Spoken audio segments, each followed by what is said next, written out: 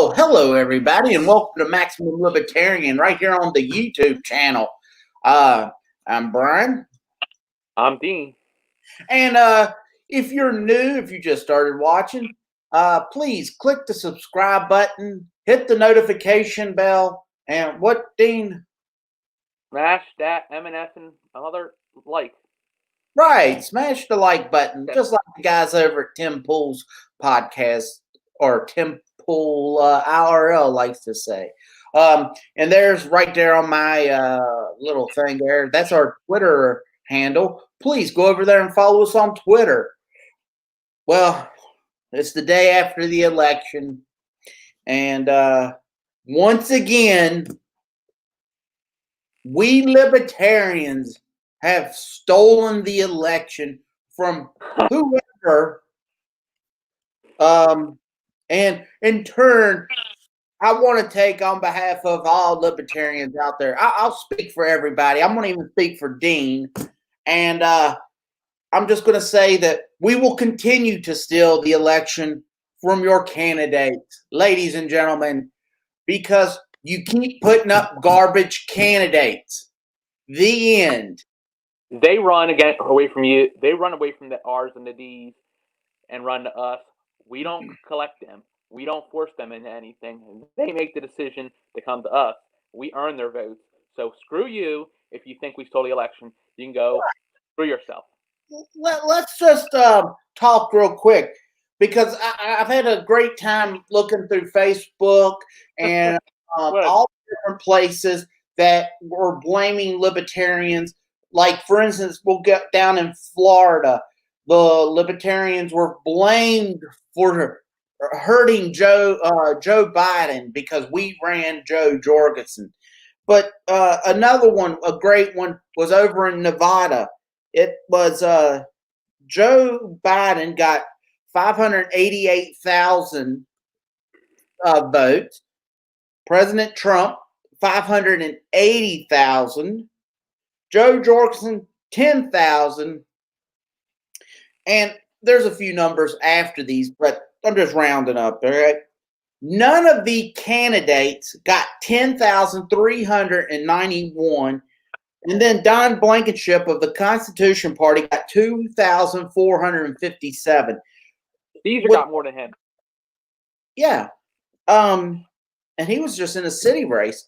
But what happened here is people don't blame the individuals that don't come out and vote. Here in Virginia, we have roughly around 6 million people, like 5.9 million individuals that can vote. They are registered. We had a little under 2 million did not come out and vote. But the Libertarian Party will be blamed for not allowing President Trump. I'm here. Our little tiny minute bit that we got would not have changed it. The Republicans should have been out there. If you're a Democrat and you lost Florida, you should have had more people out there. Hey, quit running garbage candidates once again. You know, hey, and here's an idea. Let our candidates on the debate stage. It changes the entire complexity of the debate. You know what I'm saying? A lot of people, I said, we make the 50 states, we should be allowed to debate. Bottom line, people wouldn't be polarized on these two morons running for office that we have to accept one of them. There's only one good goose about the whole gander if Biden even wins, and that's the fact that the Senate's going to stay Republican, which means there's going to be a lot of blockading. That means there's no packing the courts because it was controlled by the Senate to give Supreme Court nominations. Won't see the Green New Deal. You won't see any these whole socialist beauty pageants they want, because it ain't going to happen. Even if Biden wins the election, you still got a Republican Senate to deal with. So the only thing that you may see, I would say, if Biden gets in the elected office, he might use some, much like Trump loves using executive orders. You may see Biden use executive orders for mask mandates. You may see coronavirus stuff being passed by executive order. But I'm going to tell you what, you're not going to see the utopia that the socialists thought they were going to get. Well, that's not necessarily true. I think, hey, look, there's Derek. He's watching. It's fun hobby to steal votes from Republican crats. Hello, Derek. We're going to be Oh, I wish with we shortly. could add onto this little scene. It would be fun to have him on this Um, podcast at some. well, we can try. Here's a great one. Keep talking, Dean. Just keep talking for Yeah. a second. So, uh, there's a lot of things that happen in this election. The election was a runaway fraud, as normal. People did some good things. I want to first say Cesar Alberto, who run in Roanoke City Council, no matter what anybody says, he may have been last in the race, but he's first in our hearts. And I'll tell you why. The Libertarian Party, the Roanoke Valley Libertarians, this is the first time in the history of the Libertarian Party in Virginia, in Roanoke City, to have a candidate run for city council. And he did a hell of a job, over 3,600 votes. Over 3,600 votes. And I'm tell you what, if you look, he showed some of the stuff earlier about how much he spent, $847 versus the thousands and thousands and thousands of dollars the Republicans and other independents that are Democrats that are running as independents, and the Democrats, specifically Jeffries, uh, huge amounts of money for what kind of votes he got. Man, that ain't good. Other than one Republican, I think the vote per cost number, Caesar was pretty locked pretty well. Caesar really did a great job, and I'm happy he's highly likely running for the House of Delegates next year, because I'm gonna tell you what, he's gonna have a little bit of an opportunity with Sam Rizul going for lieutenant governor. That's going to give the people a little bit more of a word. And Caesar's name's out there now. People know who Caesar is. We did some good things yesterday, and I've been looking it up. I've been looking at the numbers, and I'm telling you what. One thing that was interesting when we were out yesterday, and the best thing was we were all in masks. Everybody was socially distanced and wearing masks.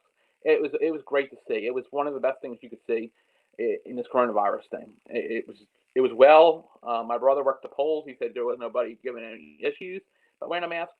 It's a good thing. The spread of coronavirus for the election probably won't happen very, very little. Um, but like we were outside 15 feet from each other. I mean, chances of getting anything there wearing a mask, especially with I wear N95, KN95 mask, is very zero, pretty much zero. So anyway, standing out there, and the people would walk up, not very close, and you talk to them.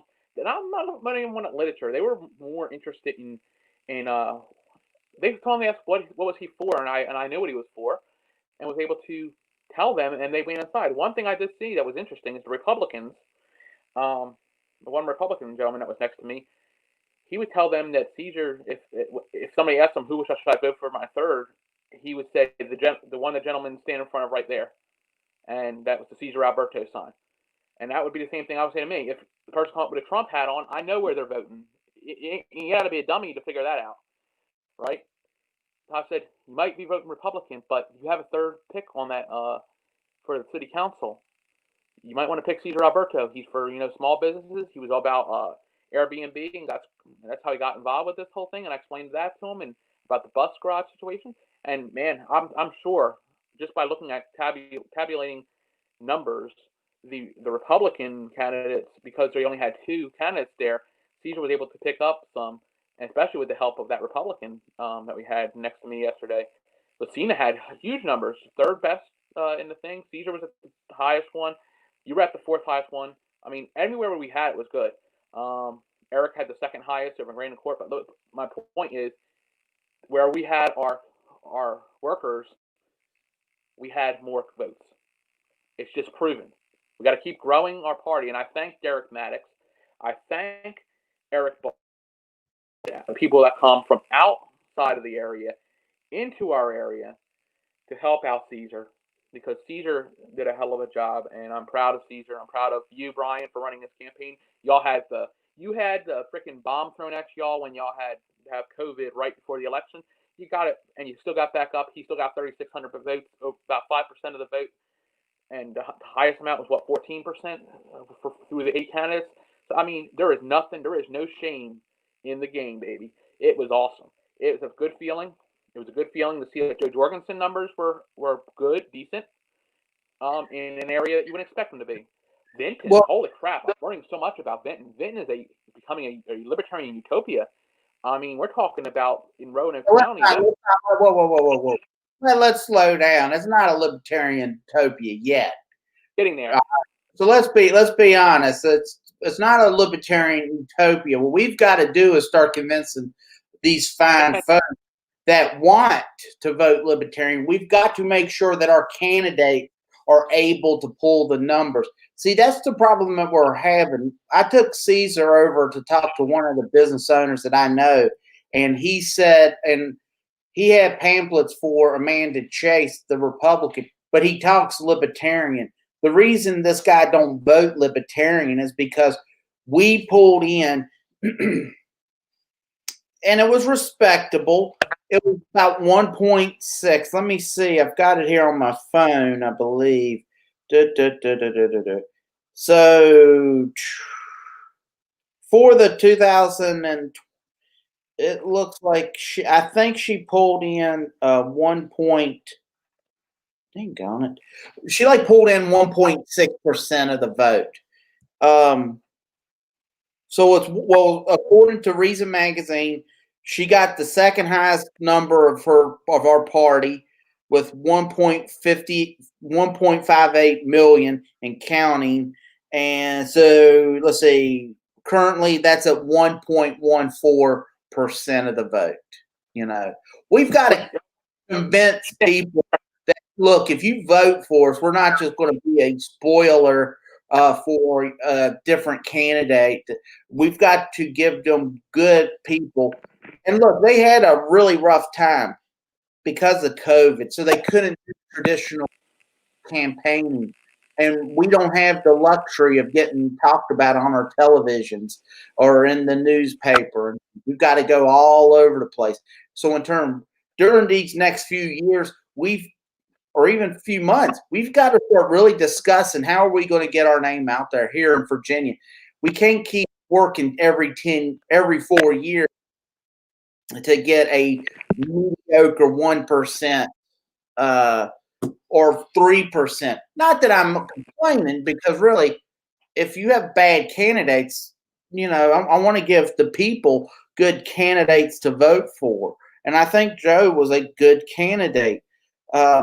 Here's a favorite tweet, comes from former Governor Scott Walker. He says, and this was 9 hours ago, it says, if it holds, at LP National, candidate got 38,000 votes in Wisconsin, and a margin between Joe Biden and the real Donald Trump is less than 21,000 votes.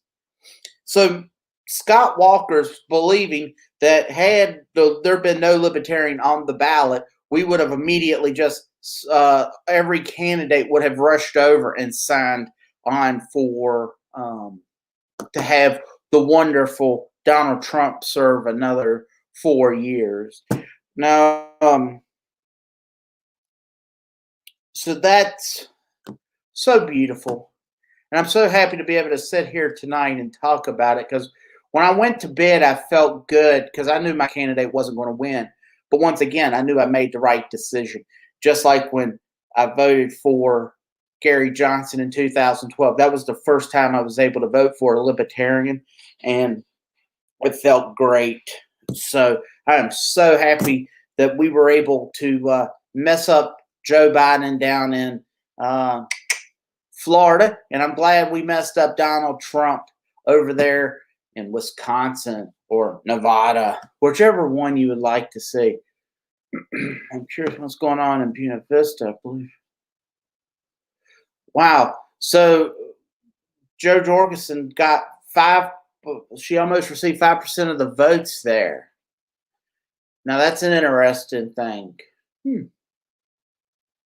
I have not seen the numbers throughout the state yet, so I'm going to be looking them up.